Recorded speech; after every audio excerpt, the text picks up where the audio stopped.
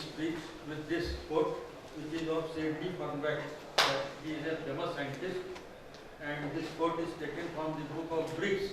You might have heard the name of Briggs. So that is, you can read that quote. Meaning is that today's supercomputer will become an ordinary computer after 10-20 years, and the supercomputer which was supposed to be a supercomputer 10-20 years back is now an ordinary computer. So we will deal with pipelining. You might have studied this pipelining in your subject of parallel computing or advanced computer architecture. So I will also highlight the need of parallel computing, because you are all from IT field. That is why I would like to go much more in detail of pipelining. Earlier, 2 days back, I have given a presentation in electronics department also, but then that time I had not gone much into detail. So before coming onto the topic of pipelining, let us see the importance of parallel computing. So first of all, entire world is nowadays very much aware and is focusing much on parallel computing. Reason is that speed which is required to be performed, that is possible only with parallel computer. Suppose even a single person is there, then he has certain limitation. Even if that person is very fast, but still there is some limitation. So that is why if number of tasks is more, then you have to parallelize. That means you have to assign it to some other work also, some other person also, 2 person, 3 person, 4 person, like that. You have to distribute the work among several persons. Similarly here also, suppose work to be performed is much larger in size, then you have to distribute the work among various processors, because a processor has certain limitation. After all, signal cannot travel beyond the speed of light. So that is why Government of India is also very much keen that India should not lag behind in the field of parallel computing in world scenario. And therefore, frequently you might be coming across with the news in daily newspaper also. And this is the cutting from Navbharat, Delhi Navbharat, 2015 Supercomputer Mission for Bharat. India Government of India has launched a project worth 4,500 crore rupees, which is very large amount. Even it is the largest amount which is funded by DST, Department of Science and Technology. And a supercomputing mission is established in India for giving a boost to this supercomputing mission in this country, India. And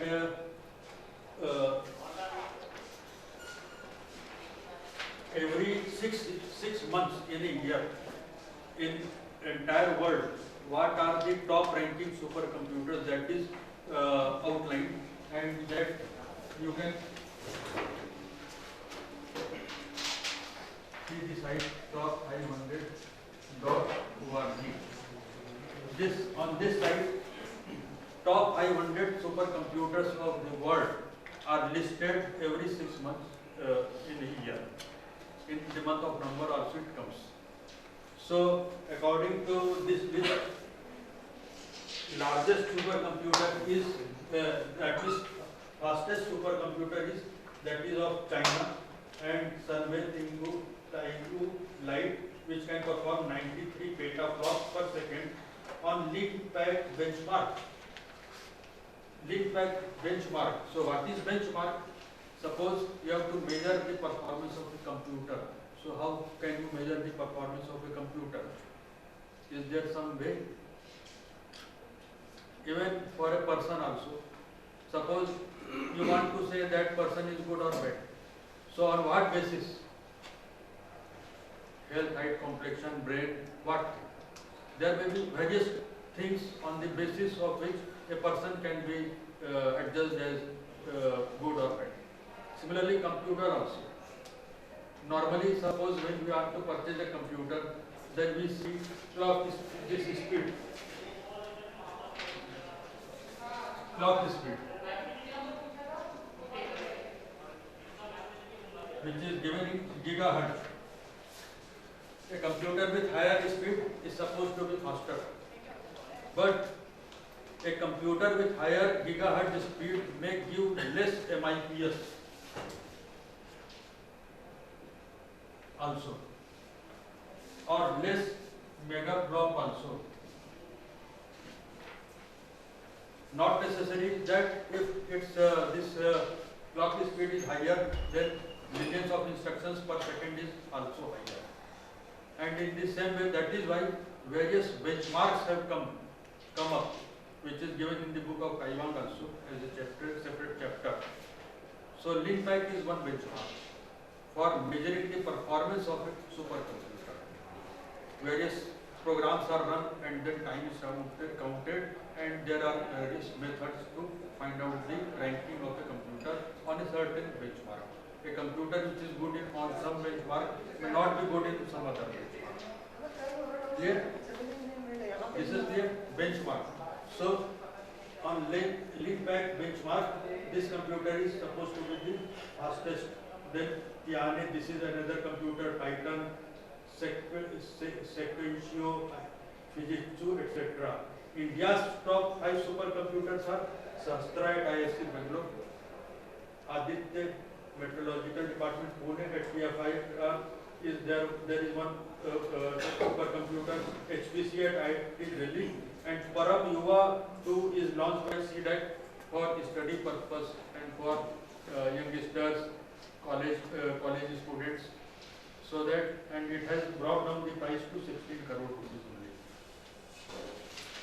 Okay, so this is all about the brief introduction of supercomputers and parallel computers in India and the world.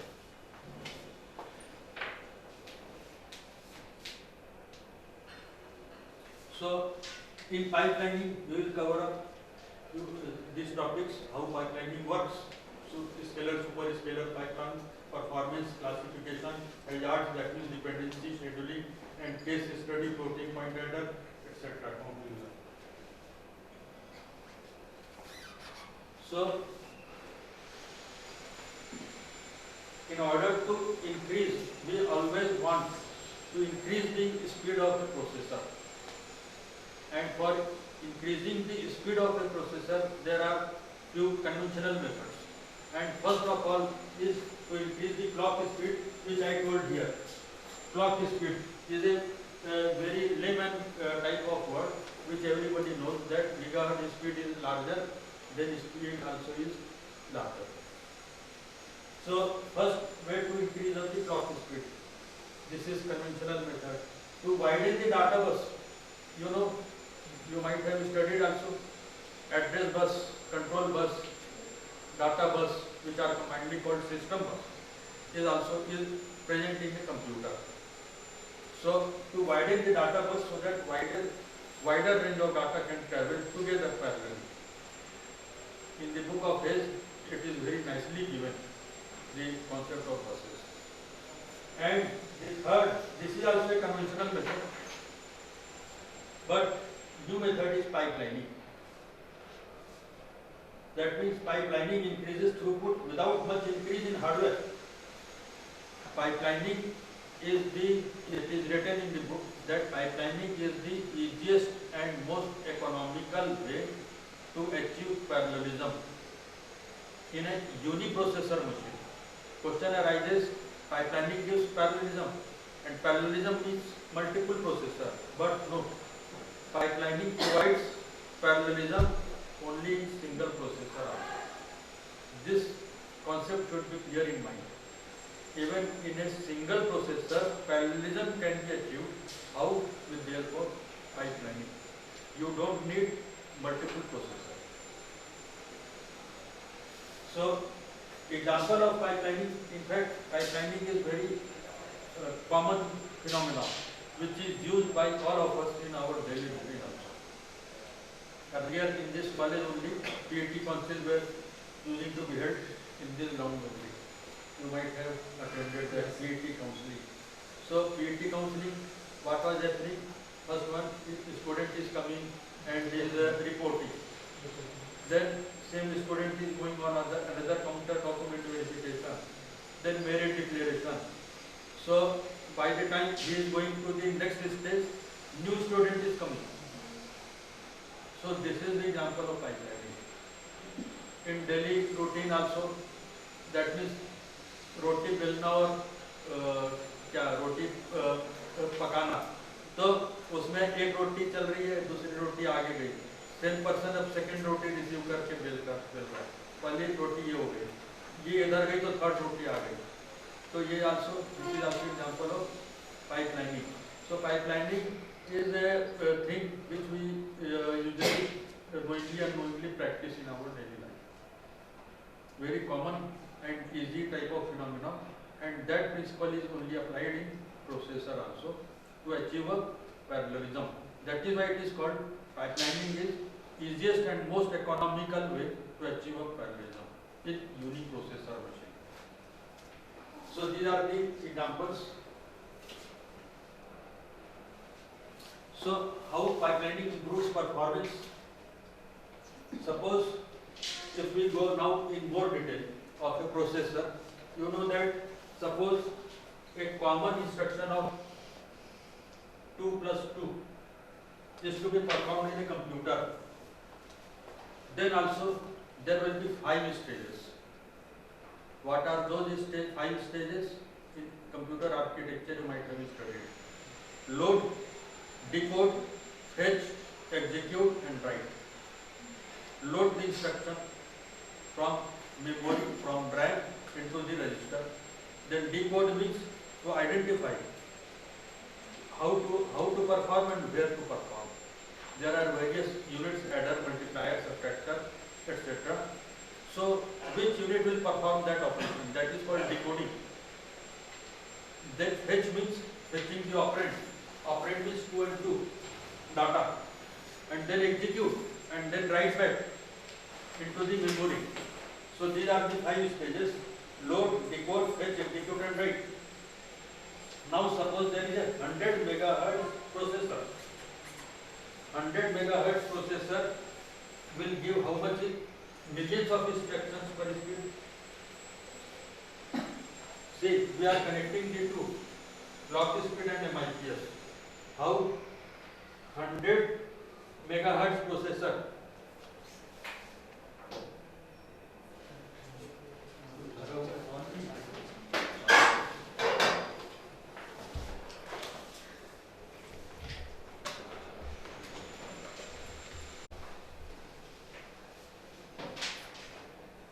See, 5 cycles, load, decode, 5 execute, write.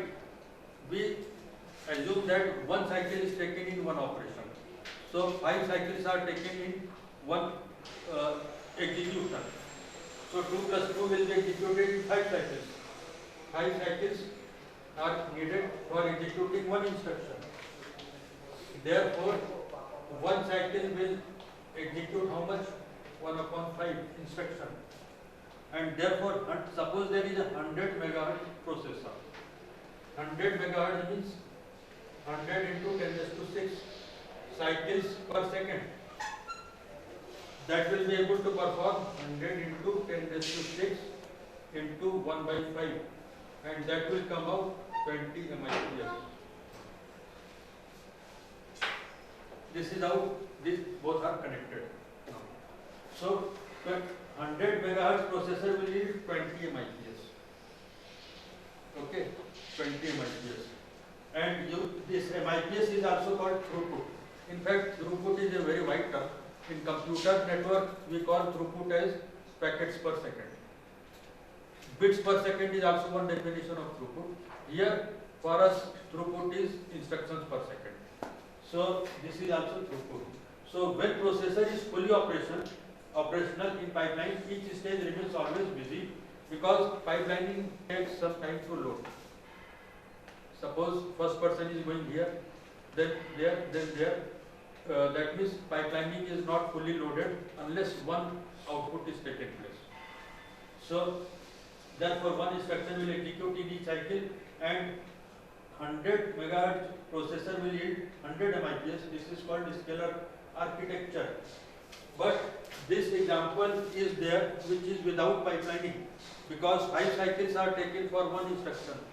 Then one cycle will execute 1 upon 5 instruction. 100 into 10 raised to 6 cycles will execute 20 MIPS without assuming the presence of pipelining. But what will happen in pipelining?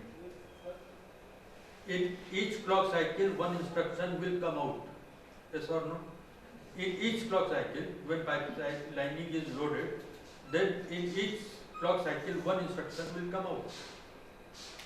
For example रोटी वाला example, पहले तो उसको 2 बार wait करना पड़ा शुरू वाला, लेकिन जब एक बार फ्लो में आ गया, after that in each cycle one instruction is coming out, and therefore what is the output in terms of throughput?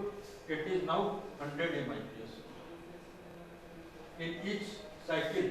Not in 5 cycles one instruction is coming out. In each cycle one instruction is coming out, and therefore now the this MIPS is 100 MIPS. Earlier it was 20, now it is 100. Another instruction is there. Suppose 5 pipelinings are running in parallel. This architecture is called scalar architecture. That means 100 MIPS from 100 megahertz speed. This is called scalar architecture. We will see afterwards also. And suppose 5 pipelinings are running in parallel. Then what will happen? 5 instructions are coming out in each clock cycle. In each clock cycle, 5 pipelinings are there. So 5 instructions will come out. And therefore, now the output will be 500 MIPS. And this is called superscalar architecture. And superscalar architecture is also called vector processor. We will see that. So, example which is there without pipeline. As you are seeing, load, decode, fetch, execute and write up to 5 cycles, 5 operations, basic operations. So, suppose there are 3 instructions. Without pipelining we are considering. So, how many cycles will be taken for executing 3 instructions? 15 cycles. So, अगर simple जब की जमाए तो 3 instructions are taking 15 cycles. So one instruction will take 15 upon 3 means 5 cycles. And that term is called in computer architecture CPI. Clock cycle per instruction. 5 cycles per instruction. This is called CPI. Cycles per instruction. 5 cycles per instruction. उल्टा जब की जमाए 15 cycles are there for executing 3 instructions. So one cycle will execute 3 upon 15, that is 1 upon 5 instructions, and that is called IPC, instruction per cycle. And therefore, assuming 100 megahertz processor, 100 into 10 raised to 6 cycles will execute 3 upon 15 into 100 into 10 raised to 6, that is 20 MIPS, which I have derived here also. So this is the case without pipelining. But with pipelining, what will happen? This is also called scalar architecture. Now you can see load, decode, fetch, execute, write. Again, this is the pipelining. Clear? So you can see that only in 7 cycles, 1, 2, 3, 4, 5, 6 and 7. In 7 cycles, 3 instructions are coming out. Clear? That is 3 is one more new term is speed up. How many times it is faster? So speed up means basic formula of speed up is execution time taken before the improvement upon execution time taken after the improvement. Improvement may be of any type, whether you are increasing number of processor or you are adding pipelining or doing anything, whatever improvement. But whatever, so execution time before upon execution time after, before improvement, after improvement. Earlier it was taking 15 cycles, now it is taking 7 cycles, speed up is 15 by 7. And again, 3 instructions are taking 7 cycles, so one instruction will take 7 by 3, that is CPI is now 7 by 3, ulta jabki 7 cycles are taken for 3 instructions, so one cycle will execute 3 upon 7, IPC is 3 by 7 and 100 into 10 raised to 6 cycles will execute this one, that is now it will lead to 42.855 Mbps, earlier it was only 20 Mbps. So with scalar architecture and single pipeline only, we can achieve more than double throughput. And example of this is RISC machine. This is implied in RISC. Even in Pentium also pipelining is implied and around 20 stages are there, but Intel does not have the details, full details.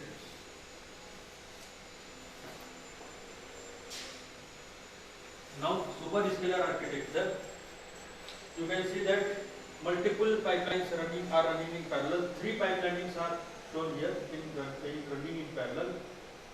What will happen? 15 instructions are coming out in 7 cycles. No, 9 instructions are coming out in 7 cycles only. So speed up is 45 by 7. For executing 9 instructions, how many cycles will be needed without pipeline? 5 into 9, 45. 45 upon 7, this is the speed up. And 9 instructions are taking 7 cycles. So one instruction 7 by 9, CPI is 7 by 9, ulta jabki minus 7 cycles are taking 9 instructions, then one cycle and 100 into 10 raised to 6, 100 megahertz. So this will yield 128.55 Mbps, and this is implied in RISC 6000 processor, superscalar architecture. So you can see from 20 megahertz with the help of superscalar architecture, which implies multiple pipelines running in parallel, you can achieve even up to 128. From 20 to it is increasing up to 128 Mbps. And this is also called instruction level parallelism. Instruction level parallelism. There are various types of parallelism. So this is under instruction level parallelism. One more thing is under pipelining. You can see that pipelining, that means performance is slightly degraded. Reason is, जो रोटी वाला example दिए, suppose रोटी तो bell लिया लेकिन वो सेक नहीं पा रहा है जल्दी, टाइम ज़्यादा लग रहा है, तो क्या होगा? तो इसको तो रुकना ही पड़ेगा, और अगर देगा तो कुछ और प्रॉब्लम हो सकता है. तो looking to the safety factor, what is done is that some delay is given, and therefore you can see that here what is happening, instead of one cycle, second instruction is loaded after 2 cycles. This is called under pipelining. And now you are seeing that in 9 cycles 3 instructions are coming out. You can count it. This is 5, 6, 7, 8, 9. In 9 cycles 3 instructions are coming out.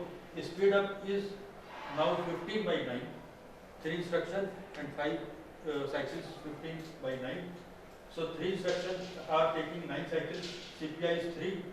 9 cycles are taking 3 instructions. So 100 is in this way.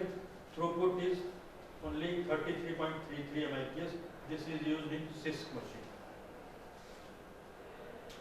Clear? This is clear or not? So this is the example of under pipelining, which is also used. Then is super pipeline. Super pipeline, you can see that loading is not complete of first stage. Even then, new instruction has started coming, like this, from half. Just like your railway platform, one train is going out and last bogie is going out. So engine of next train is coming in on the same platform. So here also, that means if we are properly sure that there will be no chance of collision, then this can also be timed. So similarly here also, one instruction is not fully loaded first instruction, still second instruction starts loading. If this type of feature can be provided, then this will be called super pipelining, and this is employed in Cray 1 supercomputer. And again, in the same way, the speed up, you can see that only in 6 cycles these 3 instructions are coming out. So speed up is 15 by 6, and CPI is 2, and IPC is like this 1 by 2. Throughput is 50 MIPS. Okay. And then is the best type of pipeline, that is scalar super pipeline, which is the combination of super scalar and super pipelining both. 3 instructions are loading, and before they are finished, new 3 instructions are loaded, and in this way only 6 cycles 9 instructions are getting executed. 9 instructions are getting executed, only 3 cycles. So speed up is 45 by 6, because for executing 9 instructions without pipelining, how many number of cycles will be needed? 45. So 45 divided by 6 is the speed up. And 9 instructions are taking 6 cycles, again 1 instruction, so CPI is this much. 6 cycles are executing 9 instructions, so 1 cycle, etc. IPC is 3 by 2, and for 100 megahertz processor like this, there will be 150 MIPS. Okay. And this is employed in MIPS R4000 computer. One more pipeline which is not shown here, and work is going on under me by one research scholar, that is, and we have given the name of it as superscalar under pipeline.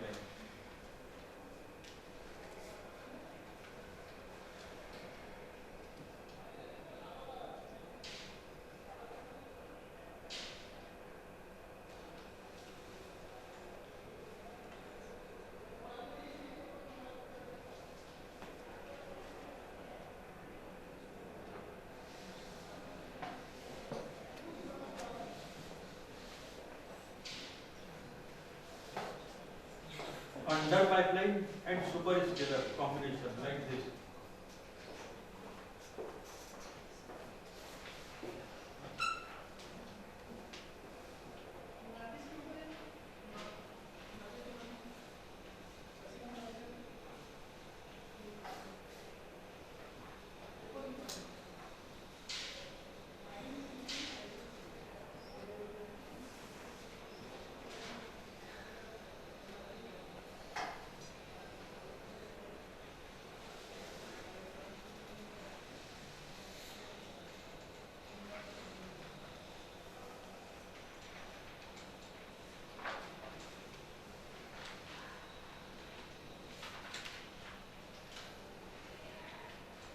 This is, we have given the name as under pipeline superscalar architecture, and what is going on.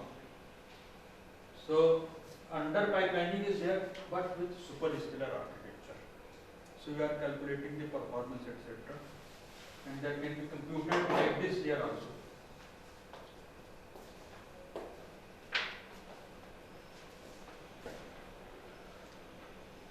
So this table shows the comparative study, that scalar, superscalar under super pipelining, superscalar super pipelining. CPI, IPC, throughput and speed up are tabulated in form of this table only. And you can see that superscalar super pipeline will give best performance, that means highest speed up, highest throughput, lowest CPI and highest IPC. CPI is for good performance, CPI should be higher or lower? CPI should be lower, and IPC should be higher. So you can see that superscalar super pipeline, IPC is highest and CPI is lowest.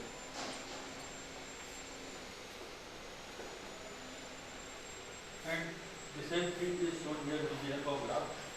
That is CPI and IPC are shown for scalar, superscalar, under pipeline, super pipeline, superscalar, super pipeline. And this green is CPI.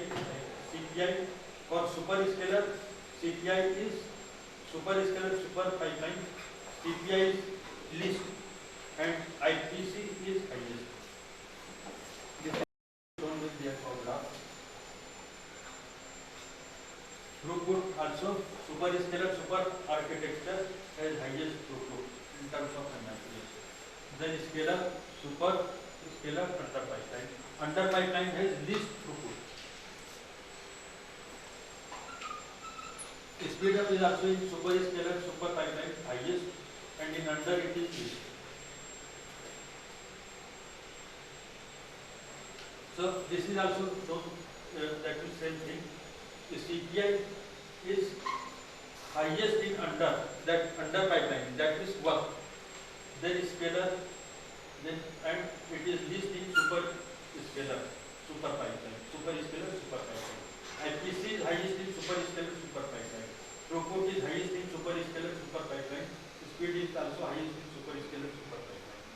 So the same thing is shown here also. So I have dealt with that means scalar, superscalar, super pipeline, under pipeline, superscalar, super pipeline also. So these are all under instruction pipeline. There are two classification schemes of pipelining. One is given by the scientist Handler, and another one is given by Ramamurthy and Lee. And according to level of processing, Handler has classified into arithmetic pipeline, instruction pipeline, and processor pipeline. Three types of pipelines are there: arithmetic, instruction, and processor pipeline, according to Handler. And according to Ramamurthy, unifunctional or multifunctional, static or dynamic, and scalar or vector. So anyway, in arithmetic pipeline, ALU is divided into stages. In instruction pipeline, instruction is divided into stages. Processor pipeline, same data stream passes through various processors. Stages of processors are there. So in instruction pipelining, you can see that scalar, superscalar, under pipeline, super pipeline, superscalar, super pipeline come. And this static or scalar or unifunctional, in fact all are same. I will show you afterwards. Static, unifunctional, both are same. And single reservation table will be there. We will see afterwards what is reservation table. So dynamic pipeline gives multifunctional pipeline, or it has more than one reservation table. We will see that. So arithmetic pipeline. So ALUs are segmented, and example is in Cray 1. 14 stage pipeline is there. That means ALU is divided into various stages, arithmetic logic unit. So this is called arithmetic pipeline. Arithmetic example is this also means instruction pipeline, in which instructions are coming from different programs. Different programs are giving. We will see here there are various instructions. This is one instruction, this is second, third, fourth, fifth. But these instructions are coming from where? So may be coming from different programs. Okay, may be coming from different programs. These instructions, this may belong to one program, this may belong to some other program. So the same thing is shown that instruction 1, these are the instructions. Instruction 1 is coming from second program module. Instruction 2 is coming from third program. Instruction 3 is coming from first program. Not necessarily that first program will give first instruction, it is not like that. Third instruction is giving third program is giving first instruction like this. So first instruction is coming from second program module. First instruction is coming from second program module. second instruction is coming from third program module.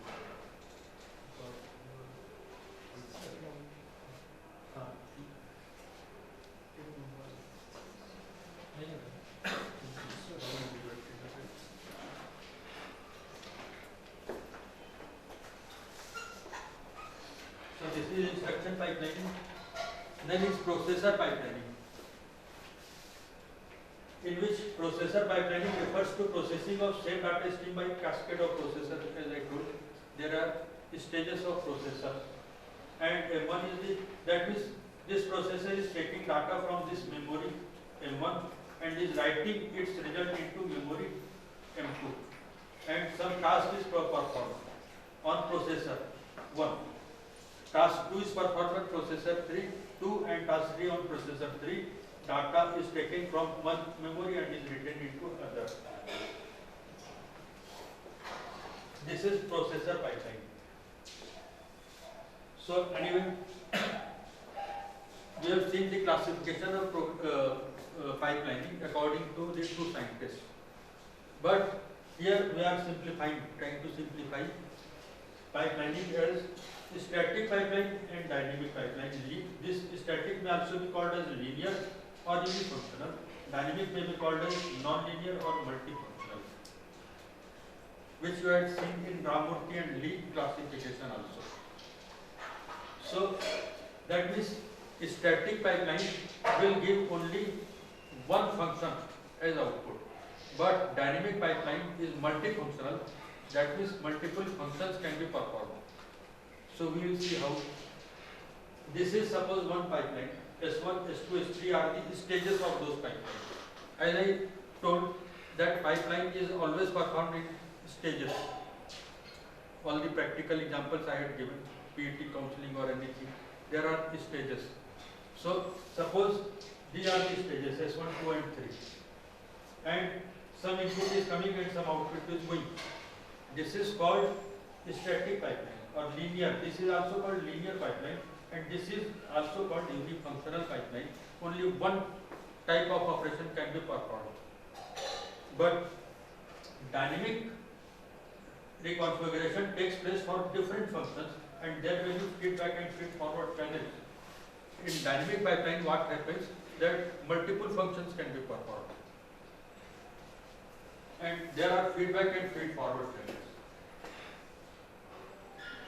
So a dynamic pipeline with two different functions. Now we are seeing dynamic pipeline in which two functions can be performed, not one. Two functions can be performed, and these functions are output X and output Y, and these are the three stages. And as I told previously, that there are feedback and feed forward channels in dynamic pipeline. So you can see that this is a feedback channel from S3 to S2, and this is called S1 to S3 directly. This is a feed forward. This is a feed forward channel.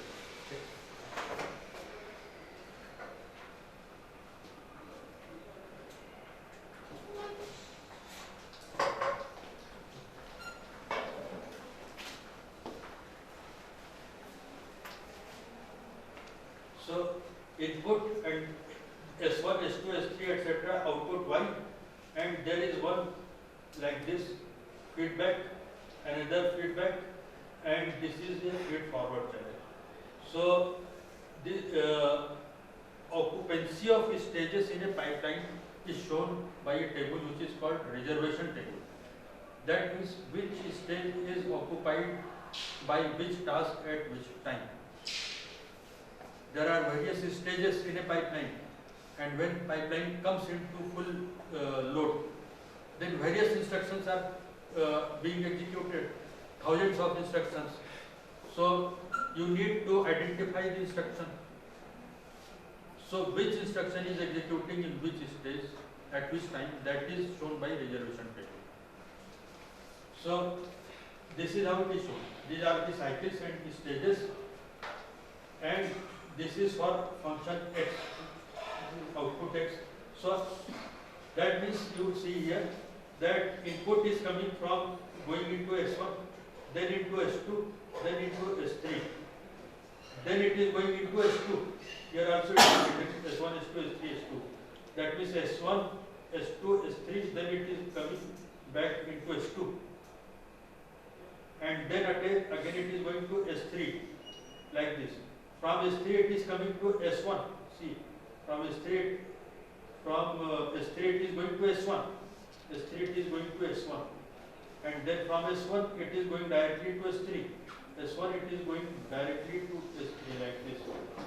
And then from S3 again it is coming to S1. Again it is coming to S1 and then output. That means S1, S2, S3 like this. Output is coming in 8 cycles. This is clear? Reservation table.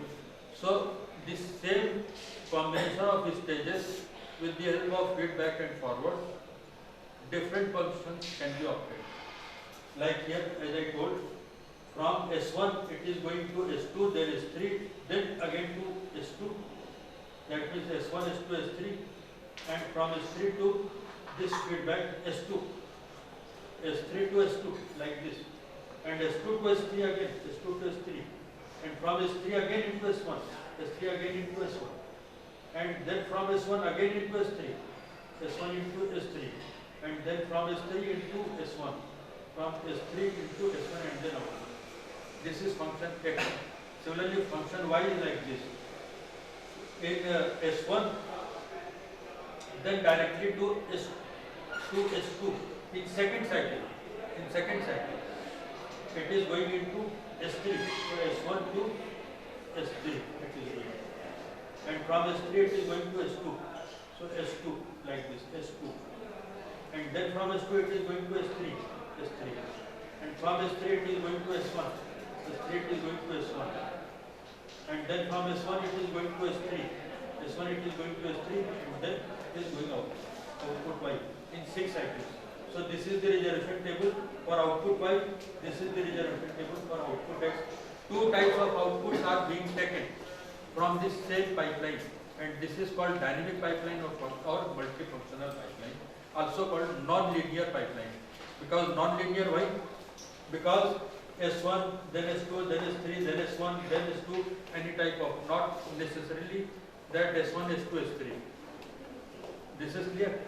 Dynamic pipeline. This is called dynamic pipeline or multifunctional pipeline or non-linear pipeline. So, I have shown you the normal static pipeline, and this is dynamic pipeline performing two different functions. More functions can also be performed. This is clear, dynamic pipeline. And the subject you are studying parallel computing in 8th semester or not, in any semester, advanced computer architecture or parallel computing. So I think you might have studied also to some extent. So collision-free scheduling in dynamic pipeline. In dynamic pipeline, it is necessary that collision should not occur. Collision must not occur for finding out correct result.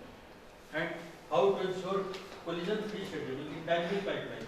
So Davidson and his students gave in the year 1971 to ascertain that at a certain method they have given. So in that method, we find out forbidden latencies. And how to find out forbidden latencies for output X and output Y. That means forbidden latencies means latencies which are forbidden, not permitted. Then other latencies which are permitted. How much latency should be given or not. That is defined already with the help of this method. So for output X and output Y, like this.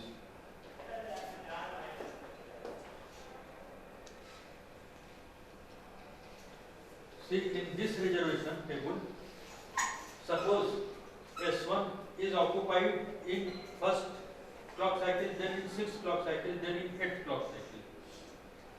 Suppose there is a delay which is given in S1 stage of 1 cycle, that means another function is occupying this stage, then is there some problem? No. because the stage 1 is free in during these 2, 3, 4, 5 cycles, but it is not free in 6. So we should not be given, should not give a delay which gives some initiation at 6 or 8. That means forbidden latency is 6 minus 1, 5. That means you can start any other function at second stage. That means you can utilize this stage for some more function here, some more function here, here, but not here, because the stage is already booked by function x. So this you have to keep in mind while executing pipeline operations. Otherwise collision will take place and one stage cannot perform two operations simultaneously in one cycle. So that is why the concept of forbidden latency is there. And for output x, these are the forbidden latencies. That means 8 minus 1, 6 minus 1.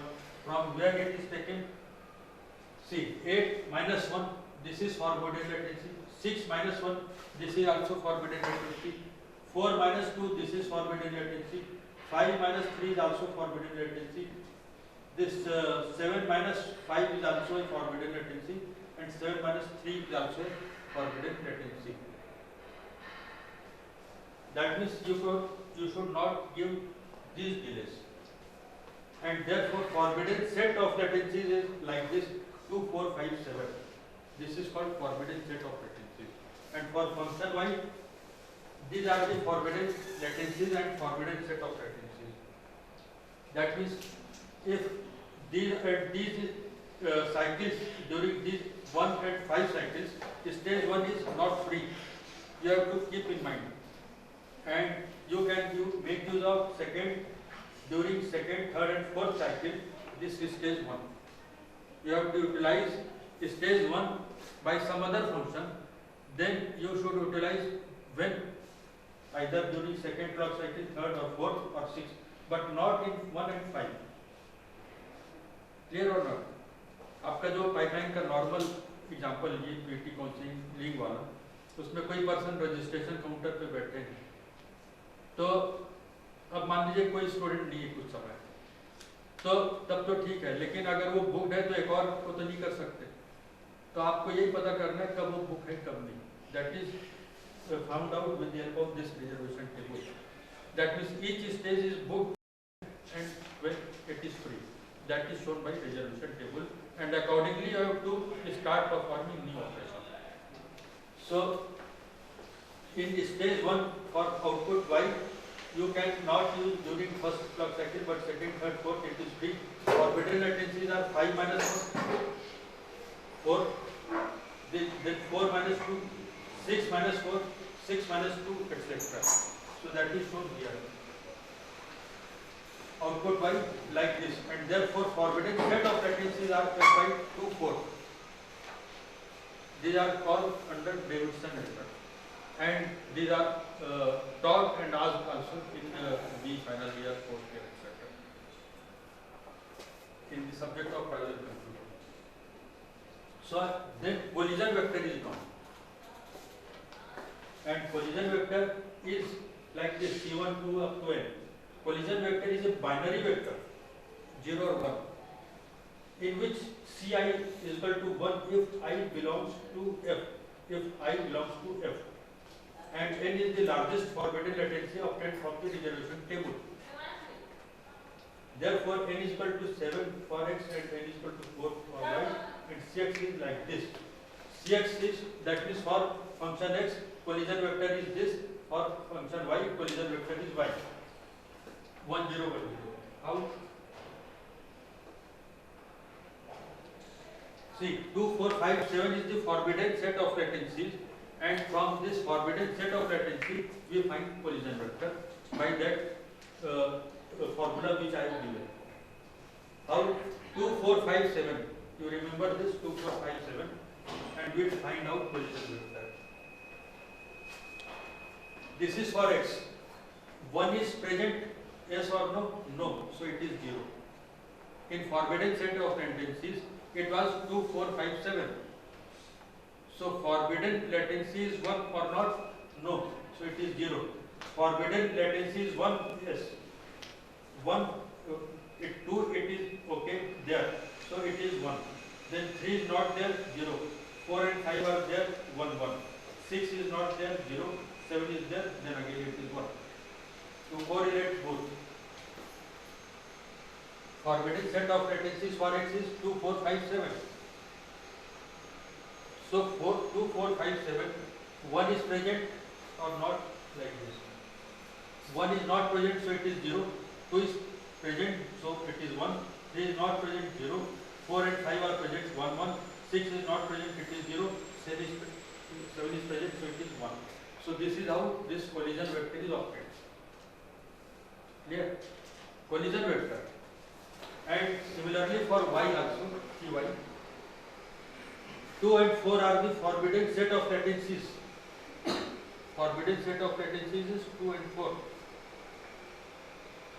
So 1 is present, no, 0. 2 is present, yes, 1. 3 is present, no, 0. And 4 is present, yes, 1. So 1, 0, 1, 0 is the collision vector. After that, we draw a state transition diagram and then find simple cycle, greedy cycle, ML, minimum average latency. So I am not covering that part here. But this brief detail I have given. If you want to go more in detail, you can go through the book of Kaiwan, Fitts, etc. Any doubt in this? I have told you about forbidden set of latency and collision vector. Why it is important? In pipelining, you have to perform various functions, but at the same time, you have to keep in mind that there must not be any collisions. Collision-free scheduling you have to do. For that, this is necessary.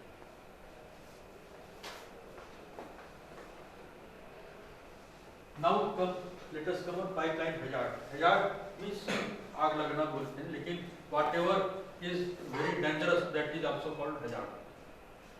So this is so much dangerous that it is also given the name of hazard. What is dangerous? It is the same thing, collision. What type of problems may come in pipeline? There are very dangerous problems, which I am showing here. That is also called dependency, because of data dependency, instruction dependency. Suppose very small example I am giving. A is equal to 2. C program you are writing, in which you are writing one statement and A is equal to 2. Next statement you are writing A is equal to 2 plus 3 minus 5 plus 7. Any example you can take. Now third instruction I3 is you are writing again A is equal to A upon 2, B is equal to A upon 2. So what should be the result of B is equal to A upon 2? What do you think? In general, that means suppose you are making a program like this, what should be the output of B? Very simple question I am asking. A is equal to 2. That is overwritten by this statement. So new value of A is 5, 7. Now B should be 7 upon 2. That means 3.5. This is okay. But what will happen if this stage is very slow? You are using now pipelining, and suppose that instruction is performing very slow, and then what will happen? I am telling that I1 is operating very slow. Then what will happen? That, and suppose I2 is very fast. Let us assume that. Then what type of hazard can come? That this value of A is not assigned into 7. That means 7 is not assigned to 7 is assigned to A. Okay. But after that 2 is assigned to A, because this is slower one. Here I1 is slower, so 2 is assigned after I2. This is also possible or not? Yes. Second stage is very slow and first stage is fast. So this is complete, and no, second stage is fast and first is slow. So this is assigned afterwards. So result will become, B will take A as 2. 2 by 2 will become 1. This is called hazard. Clear? Any example you can take. Suppose I am writing a is equal to 2 and again I am writing a is equal to 2 plus 3. Now I am writing b is equal to a upon 2 like this. So generally it should be 5 by 2. But what will happen if this is slow? That means this is not complete by the time it is starting, but this is complete. So this will take this value of a and will give you an answer as 2 by 2, that is 1. So this will be a wrong result. And if one wrong result comes, then entire thing will be wrong. So this is a hazard.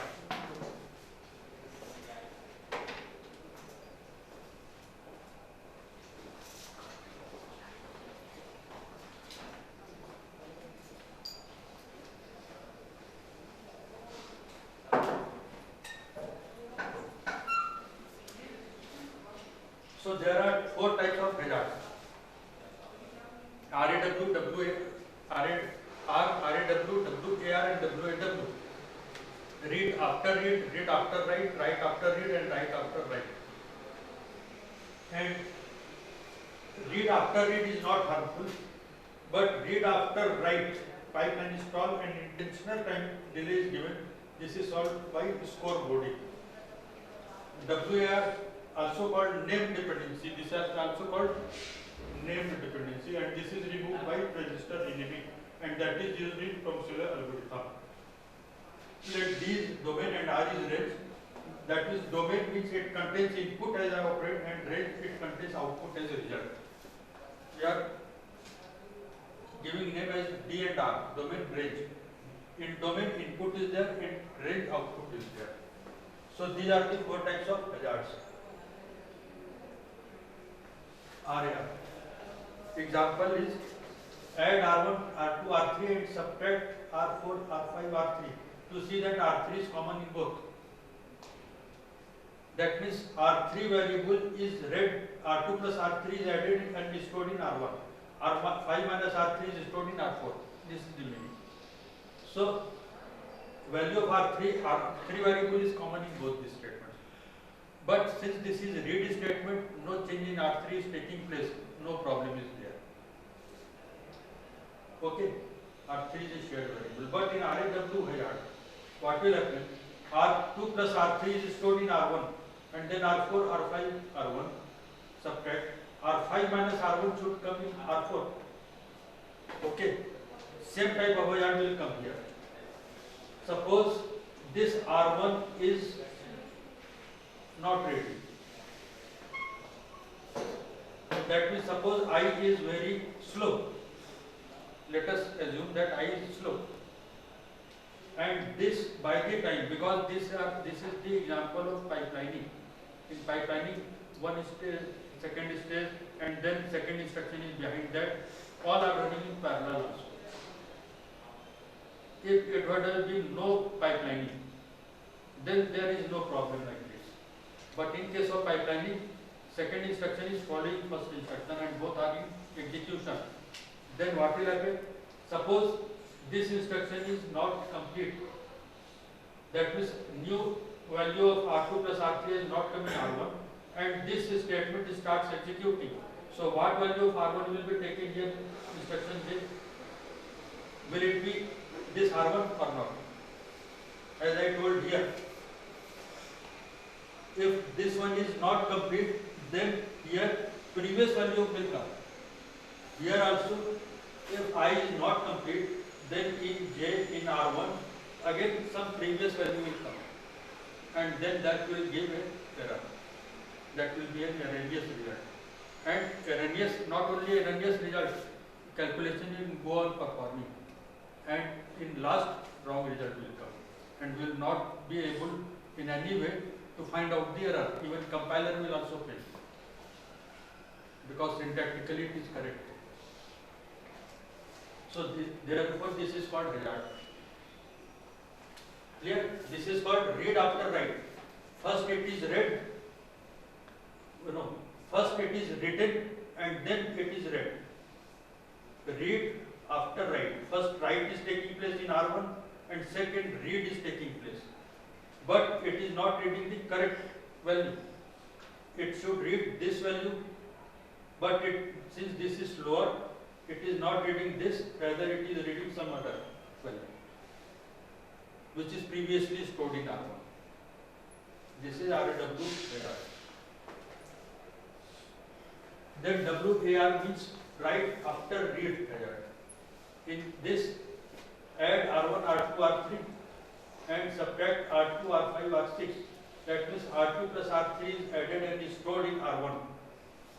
And then R5 minus R6 is stored in R2.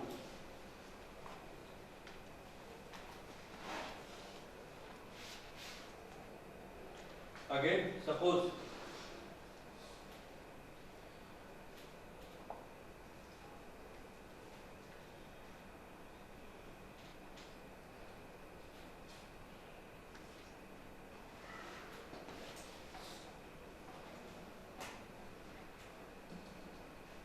that is write after read. So this is write and this is read. R2 is read first and then it is written. And again the same problem will come. Suppose R2 will read, that means what will happen? Suppose this instruction is slower. Okay, I is slower and J is faster. Then what will happen? What value of R2 should be read here in instruction I? Whether this value? No. It should read some other value, previous value which is existing previous to I. But what will happen? Suppose J is executed very fast. Then this value of R2 will come here. See how much dangerous it is. If J is very fast and I is very slow, then instruction which is afterwards, that instruction, that is value of that will come here. R2, this value of R2 will be read in this statement.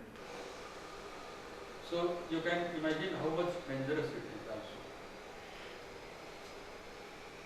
Because this instruction is very slow and this is very fast.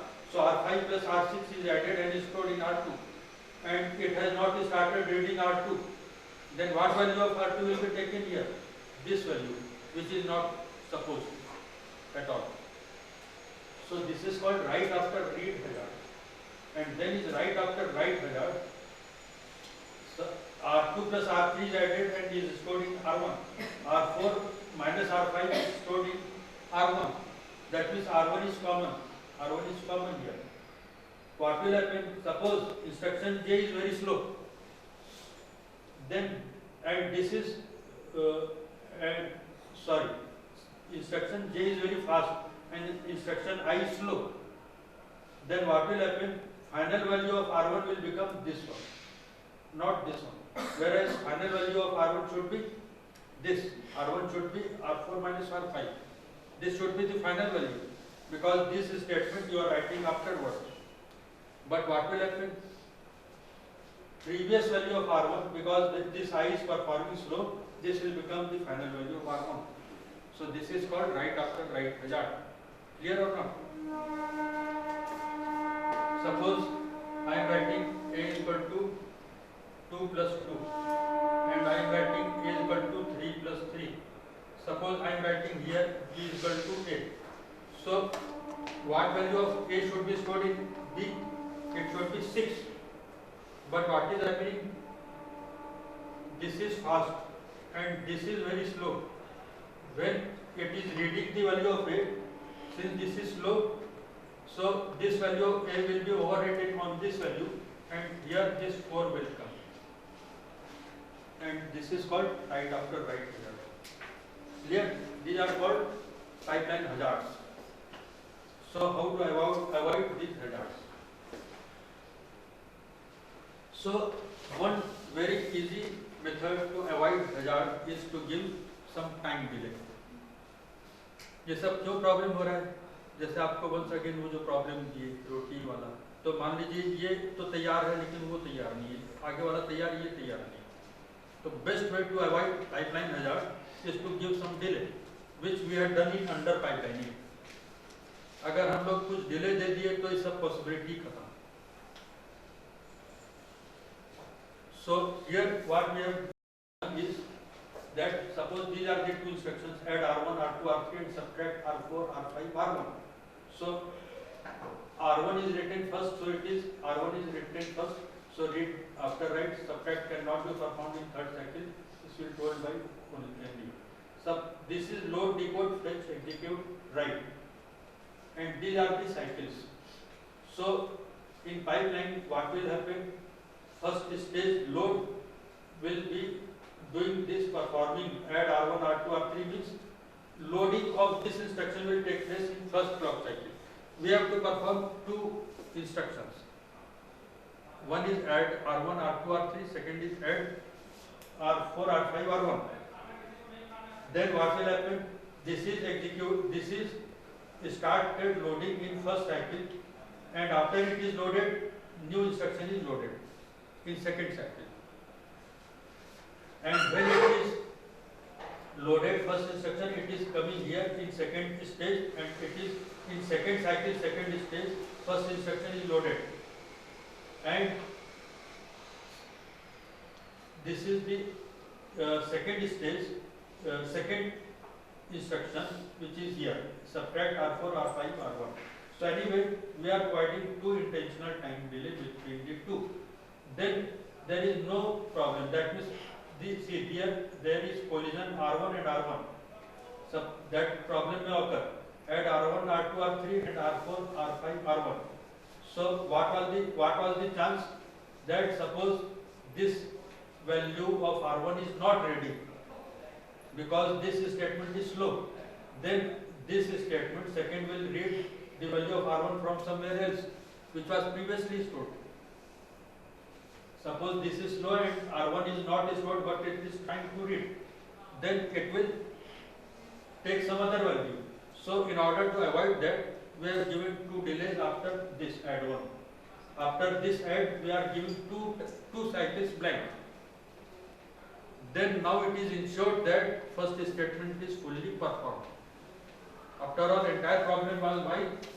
Because suppose this is fast or slow like that. If you are providing two intentional time delays in which entire thing is blank, then this problem is avoided or not? Then this problem is very much avoided. After add, chance was that suppose this is very slow, then subtract operation will not take new value of R1. R1 should come from here. But this is slow, so this is not ready, so R1 will come from somewhere else. But now after add operation, you are giving two blank time delays. Then now there is no chance that this is not complete, and it is ensured that this statement is completely executed. So new value of R1 will store in here. Second statement. This is clear now.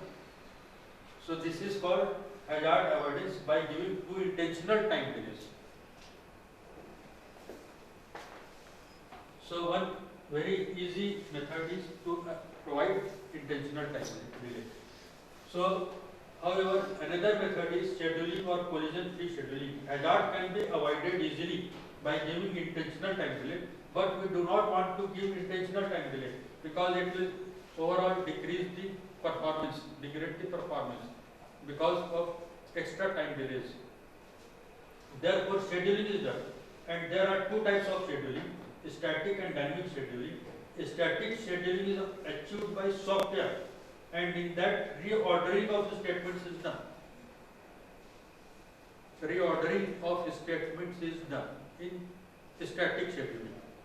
That means we will reorder the statement in such a way that there will be no impact on your final result. And this is done by compiler. So now let us take one more example. That suppose there is one instruction which is performing R0 plus R1 is stored in R0 and it is taking two cycles, suppose. Second instruction R1, R5 result, that means value of R5 is shifted into R1. Third is from some location of memory, that memory alpha value is loaded into R2. Some other location from some other location, beta value is loaded into R3. Now we are multiplying R2 and R3 and are storing back in R2. And multiply is a bigger operation, that is why it is taking 3 cycles. Load operations are taking 2 cycles. Add is also taking 2 cycles. Move is taking, because move is very simple operation, it is taking 1 cycle. This is our assumption. So this is the program code. Add R01, which is taking 2 cycles, move R15, 1 cycle, load R2 M alpha, 2 cycles, load R3 M beta, 2 cycles, multiply R2 R3 in 3 cycles. Okay, this is the program code which we want to perform in pipelining. And then how we can avoid the this hazard with the help of scheduling. So you see here, I1 is loaded in first cycle, decoded, fetch, execute. 2 cycles we are seeing. See, in previous example, which I have drawn here also, we are assuming a simple case in which load is taking 1 operation, decode, fetch, execute, write, all are taking 1 cycles. Practically, there may be 2-3 cycles also. So here we are assuming that add is taking 2 cycles, that means 2 execute stages are there. And then write. Then I2, it is taking 1 cycle. So load, decode, fetch, execute, write. Clear? This one is clear or not? Then third, I3, again it is taking 2 cycles. Load, decode, fetch, execute, write. Then again I4, load, decode, fetch, execute, write. Now you see that I5 multiply R2, R3 and put it into R2. And for that R3, what value of R3 should come here? This value or not? This value of R3, which is coming in I4 instruction, should come here. Okay? That we want. Okay? So for ensuring that, what we have to do? That this value is correctly written into the register, then only it is possible for I5 to take the correct value of R3. And therefore, for I5, we are giving it intentional time delay like this. Load, okay, no problem. Instruction is loaded, decoded, no problem. But while taking or fetching data, it has to wait for 3 cycles. And when write operation of previous I4 is complete, then only it is fetching. Clear or not? In pipeline, when I4 is written, result of I4 is written in R3, then only I5 should fetch that result, otherwise it will fetch wrong result. Suppose you give this fetch here, it will definitely read some incorrect value. This thing is clear. Fetch should come after write of I4. Fetch of I5 should come after write of I4. Because I4, from I4, R3 is new value of R3 should come in I5. And therefore when it is written R3 is written, then only I5 should read R3. And therefore you are giving 3 intentional time delays. And therefore now time diagram is like this. Total, if you count, it will come out 14 cycles. That means in 14 cycles, these 5 instructions are completely executed with pipeline. This is clear. And in that we have given 3 intentional time delays. But I was talking about static scheduling, in which reordering of statements is done. And I will show you that by reordering, it is possible to perform only 11 cycles. The same code. So it is like this. After reordering, see, load R2 M alpha, this is a very much independent type of statement. And that can be performed in beginning also. No dependency, nothing like that. So this is performed in beginning like this. Then I4, this is also performed in beginning. And now I1 is performed. and then I2 is performed, then multiply operation is performed. Now it is ensured that by the time I5 is reading R3, it is definitely ready in this time, because after that these two instructions are also performed. So now it is clearly that means safe to take this value. So this is by reordering. So now I3 load, decode, fetch, execute, write, I4 again fetch, execute, write, I1 add, again 2 cycles load, decode, fetch, execute, write, add, that means I2 move operation, 1 cycle, load, decode, fetch, execute, write, and then multiply without giving those 3 intentional time delays. We are performing load, decode, fetch, execute, write. So total it is 11 cycles. So this is how with static scheduling we are overcoming this delay problem. That means without providing that intentional time delay, we have avoided and we have reduced the cycle. This is also called cycle stealing. Cycle stealing, S-T-E-A-L-I-N-G, cycle stealing. So we saw static scheduling. Another one is dynamic scheduling, and this is achieved by hardware. Just opposite. Static scheduling is achieved by software and dynamic scheduling is achieved by hardware. You may think that static scheduling should be achieved by hardware. No. Dynamic scheduling is achieved by hardware, and there are two methods to achieve dynamic scheduling. One is called Tomasello algorithm and another is scoreboarding.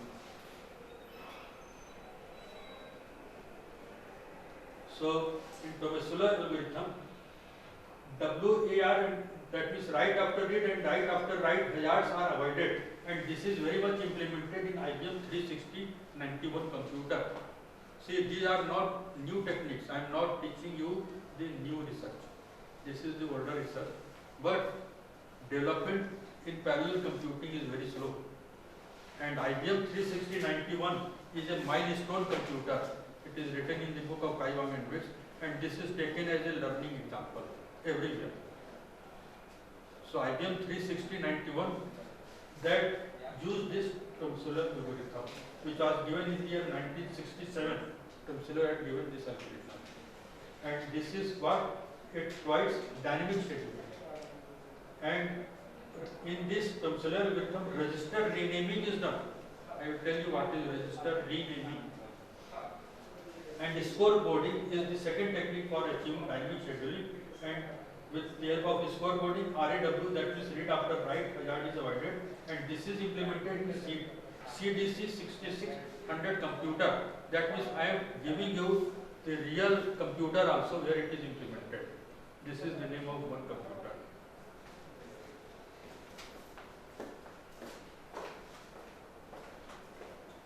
So this is Tomasello algorithm.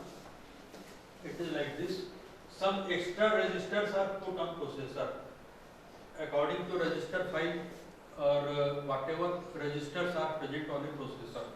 So few extra registers which are redundant are also added. So this is the instruction set. According to instruction set, in your processor these are the registers R1, R2, R3, 4, 5. According to instruction set, you know instruction set, I think, in computer architecture you have studied. So these are the possible instructions and these are the necessary registers. But actually on processor, hardware 6, 7, 8 are the new extra redundant registers. Okay, few extra registers are also added which are not much needed. Now what is done, that R1 is mapped to hardware C. R1 is mapped to hardware 1, R2 is mapped to hardware 2, 3, 4, 5. So R1 is mapped to hardware 1 and here 6 also. This is called register renaming logic, and R1 is mapped to hardware 6. So I am giving you the example. Add R4, R5, R1 and subtract R1, R2, R3. That means R5 plus R1 is stored in R4. Okay, and subtract R2 plus R3, R2 minus R3 into R1. What will happen? This is called write after read hazard. That means R1 is read first and then it is written. Write after read. Read first and then is written. So what will happen? Suppose this statement I2 is very fast. Then this value of R1 will come here in I1. Okay. Suppose this I1 is slow and then I2 is fast. Then this is complete earlier. This is completed earlier. So R1 is ready now of R2 minus R3 value, and this value of R1 will be taken here in I1 statement. So this will become a hazard, wrong result. This is called write after read hazard. But after renaming, register renaming, what we will do, that we will make like this: add R4, R5, R1, okay, and subtract hardware 6, R2, R3, hardware 6. That means result of R2 minus R3 is not written into R1, rather it is written into hardware 6 here, which is extra register provided in the processor, and that is called hardware algorithm or Tomsilo algorithm. Now there is no chance of clash. Earlier chance was that this value of R1 will come here, but now this is entirely different register, so no chance of going this value here, and this is how this hazard is also avoided. Okay, this is clear. This is called register renaming. These are the concepts I think that you will hardly find anywhere. That means although it might be available in books, but generally in syllabus or everywhere you do not, or people used to skip or not covered in syllabus or not even put in syllabus.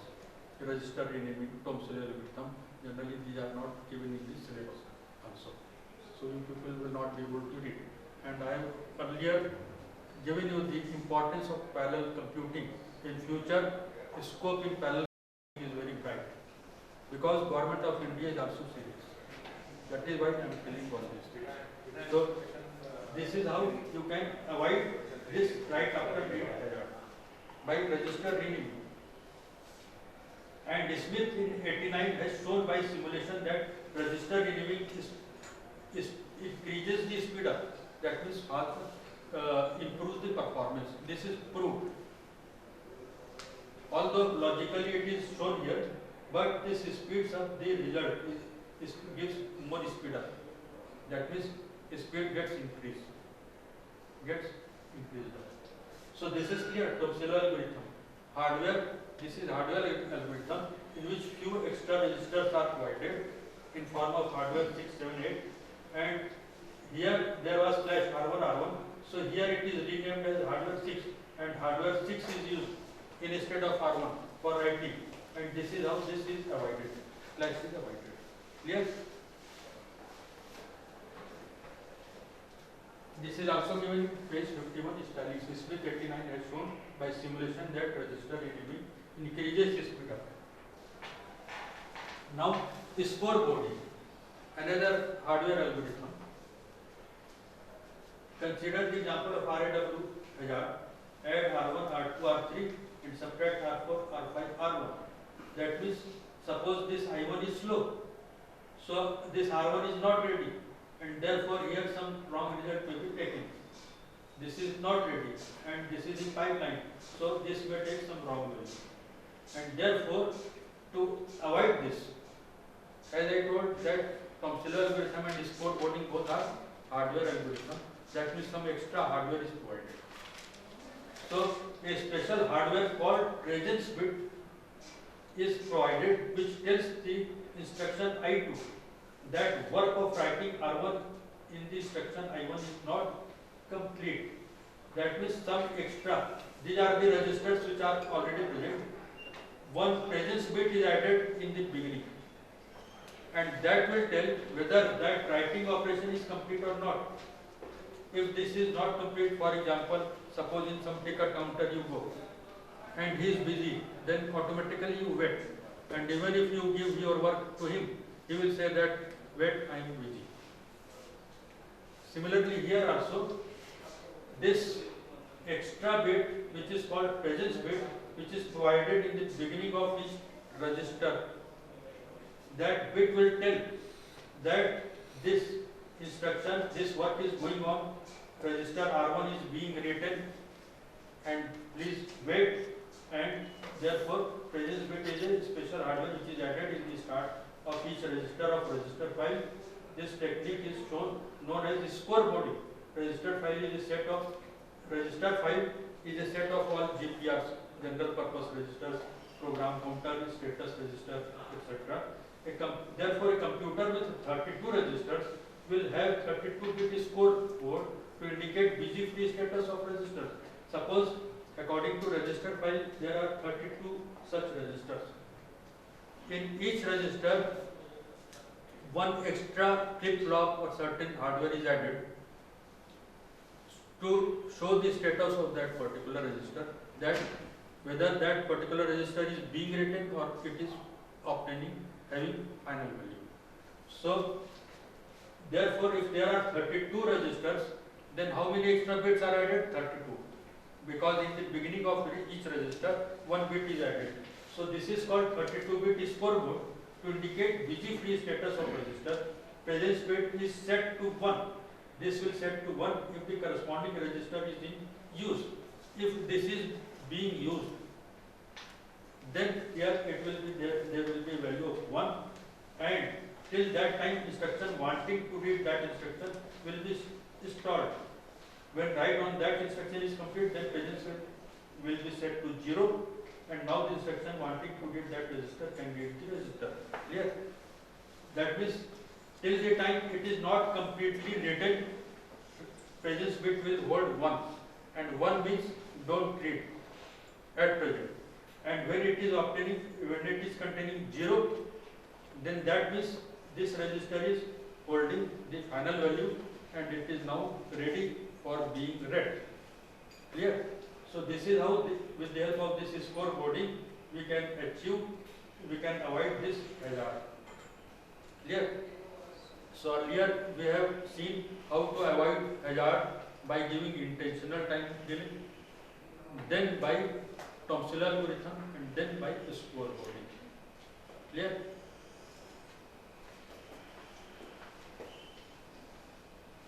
One case study I am showing. Case study, that is actual implementation of pipelining, and floating point adder is there. That means floating point adder like this. Let A and B are to be added and result is stored in C. Then let A is equal to A into 2 raised to P and B, capital B is equal to B into 2 raised to Q. Okay. For example, suppose you want to add 0.04 into 10 raised to 5 and 0.0008 into 10 raised to 8. This type of operation you want to perform in computer. And pipelining, as I told, that this is the case of floating point adder having feature of pipelining. That means one addition, that means suppose 0.1 plus 0.1, this is to be added. This is going, then behind that 0.2 plus 0.2, that is also going, 0.3 plus 0.3, that is also going. So similarly here also, suppose A is equal to A into 2 raised to P, B is equal to B into 2 raised to Q, and that is to be added into and stored in C is equal to C into 2 raised to Q. So how you can add 0.04 into 10 raised to 5, and this first thing is that your exponent should be equal, and for that you make this also 8, and how you will make 8? By giving it right shift by 3. 8 minus 5 is equal to 3, and give it a right shift by 3.0004, and now this is 10 raised to 8, 10 raised to 8, so now you are adding as 0.84 into 10 raised to 5. Clear? This logic you have to keep in mind, and then this is how it is designed. It is given in the book of bricks. That means hardware, pipeline, hardware including incorporating the feature of pipelining for floating point adder, that I am telling you. Floating point adder, which can add floating points. with the help of this pipelining. So here it is inputting, this is latch, latch is a very fast register which holds the intermediate results. Then this is exponent subtractor, this is fraction selector, and here it is given 0.04 into 10 raised to 5, and this is given, and this is 5 is coming here, and this thing is going there, and like this exponent subtractor. So this 8 minus 5, 3 is coming here, and here it is given right shift, which I told that right shift is to be given by how many bits? 8 minus 5. So this is given here. So in detail I can tell, but let us make it fast. And fraction selector, fraction with minimum PQ, etc. On blackboard I used to teach this, and it is not difficult, very easy.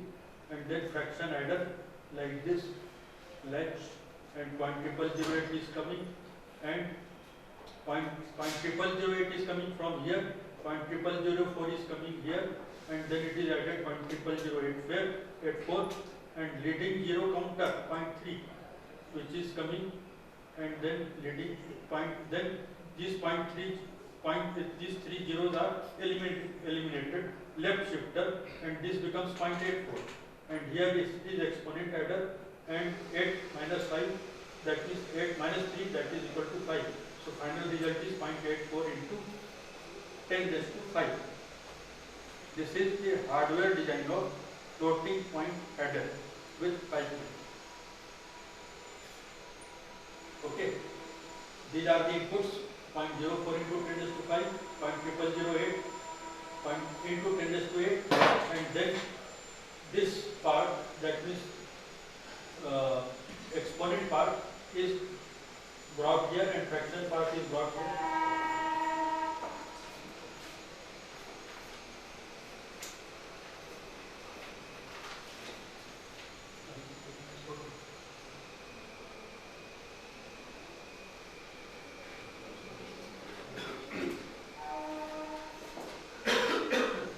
So this is how it is added. Okay.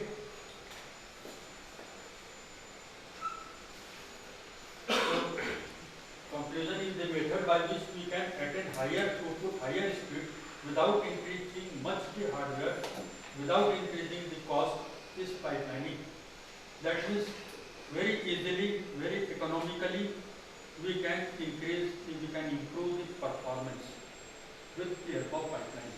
And as I told in the starting that it is very frequently used by us also, knowingly, unknowingly in our journey. Same principle is employed here. And pipelining offers economical way to realize temporal. We are not going into temporal parallelism in digital computers. That means it provides the facility of parallelism even in uniprocessor machine. Even within one processor you are achieving parallelism. So thank you. Any questions in this pipeline? Or parallel computing also? Sir, how to implement these concepts using software or something to write some programs for parallel computing? See. If you want to do some research work. Research. So one research scholar is working in this, and entire program is written in C language. You can, although some simulators are available, PipeSim, etc. But simple C program, with the help of C program, you can that means implement in your ordinary laptop also. However, more thing I can tell you about parallel computing, that OMP is a tool, Open Multiprocessing, which is available in form of OMP H file that can be included, and this is freely available. Second is, you can make use of this also, NPI message passing interface. This is also available in form of MPI header file. These are, and this is very good, very easy, convenient, and available, freely available. NPI also freely available, but for installation purpose also NP is very easy. Even in your quad core laptop or dual core, you can allocate the work yourself. When you run one program on your laptop, quite full laptop, then you don't know what is happening. Suppose you have to add from 1 to, you have to run a cycle of addition from 1 to 1000 or 1 to 100. Then you can yourself give for 1 to add from 1 to 25. For 2 you can assign 26 to 50. For 3 to 20, like this. You can yourself assign the work on different cores with the help of OMP. And one more is CUDA. And for that also CUDA H5 is available freely. But for running CUDA, your laptop must have NVIDIA graphics card, which is also called GP. NVIDIA graphics card. So if you purchase a new laptop, then you must purchase the laptop with NVIDIA card, NVIDIA graphics card. Then you will be able to run CUDA also. So on these three, that means carrying out my research, and my research scholars are working with the help of these freewares.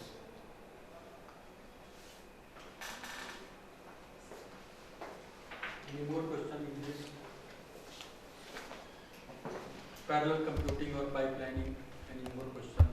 This is very promising field. You can take up your research work in this. And still, if you come across some problem, so for this research purpose, technical purpose, I am always available. My number is like this. For any technical question, difficulty, even if I am not able to solve, but we can work together and we can find out the solution.